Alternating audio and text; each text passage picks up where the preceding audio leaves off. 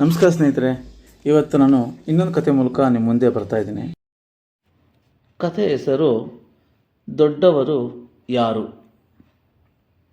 ಒಂದು ಊರಿರುತ್ತೆ. ಅಲ್ಲಿ ಒಂದು ಇಲಿಗಳ ಸಂಸಾರ ಇರುತ್ತೆ. ಆ ಸಂಸಾರದಲ್ಲಿ ಗಂಡ ಹೆಂಡತಿ ಇಲಿಗೆ ಒಂದು ಸಣ್ಣ ಹೆಣ್ಣಿಲಿ ಇರ್ತದೆ, ಅಂದರೆ ಮಗಳಿರ್ತಾಳೆ. ಮಗಳು ಬೆಳೆದು ದೊಡ್ಡವಳಾಗಿರ್ತಾಳೆ.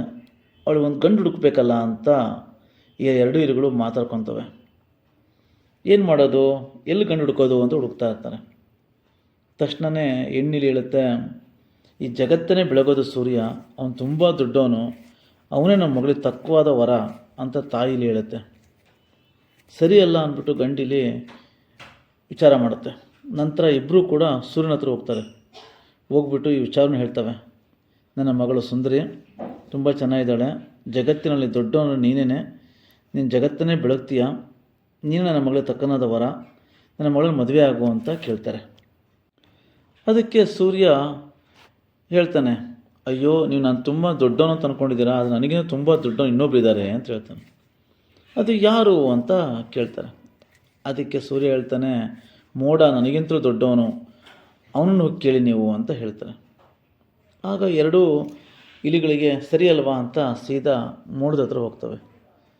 ಮದುವೆ ವಿಚಾರವನ್ನು ಮೋಡಕ್ಕೂ ಕೂಡ ಪ್ರಸ್ತಾಪ ಇಡ್ತವೆ.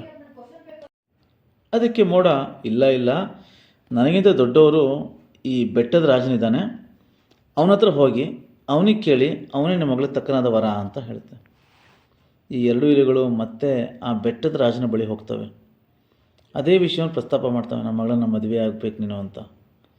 ಅದಕ್ಕೆ ಬೆಟ್ಟದ ರಾಜ ಹೇಳ್ತಾನೆ, ನನಗಿಂತ ದೊಡ್ಡವನು ಮತ್ತೊಬ್ಬರು ಇದ್ದಾರೆ, ಅವನೇ ಇಲಿರಾಯ, ಅವನು ನನಗಿಂತ ಬಲಶಾಲಿ, ನನ್ನನ್ನೇ ಕೊರ್ಕೊಂಡು ಅವನು ಓಡಾಡ್ತಾನೆ, ಬೆಟ್ಟ ಅಂತ ಕೂಡ ಲೆಕ್ಸೋದಿಲ್ಲ ಅಂತ ಹೇಳುತ್ತೆ. ಅವನಲ್ಲಿ ಹೋಗಿ ಕೇಳಿ ಅಂತ ಹೇಳ್ತಾರೆ. ಕೊನೆಗೆ ಎರಡೂ ಗಂಡ ಹೆಣ್ಣು ಇಲಿಗಳು ವಿಚಾರ ಮಾಡ್ತವೆ. ನಮ್ಮಲ್ಲೇ ವರವನ್ನು ಇಟ್ಕೊಂಡು ನಾವು ಸುಮ್ಮನೆ ಊರೆಲ್ಲ ಪರದಾಡಿದ್ವಿ ಅಂತ ಮಾತಾಡ್ಕೊತವೆ. ನಮ್ಮ ಮಗಳಿಗೆ ಇಲಿರಾಯನೇ ತಕ್ಕ ವರ ಅಂತ ತೀರ್ಮಾನಿಸಿ ಮಗಳನ್ನು ಇಲಿರಾಯನೇ ಕೊಟ್ಟು ವೈಭವದಿಂದ ಮದುವೆ ಮಾಡ್ತಾರೆ. ಈ ಕಥೆಯ ನೀತಿ ಹೇಳುತ್ತಂದರೆ, ಅಂಗೈಯಲ್ಲಿ ಬೆಣ್ಣೆ ಇಟ್ಟುಕೊಂಡು ತುಪ್ಪಕ್ಕಾಗಿ ಊರು ಅಲೆದಂತೆ. ಕತೆ ಇಷ್ಟ ಆಗಿದರೆ ಲೈಕ್, ಶೇರ್ ಆ್ಯಂಡ್ ಸಬ್ಸ್ಕ್ರೈಬ್ ಮಾಡಿ. ಹಾಗೂ ನಿಮ್ಮ ಸ್ನೇಹಿತರು ಕೂಡ ಇದನ್ನು ಫಾರ್ವರ್ಡ್ ಮಾಡಿ. ಥ್ಯಾಂಕ್ ಯು ಗೆಳೆಯರೆ.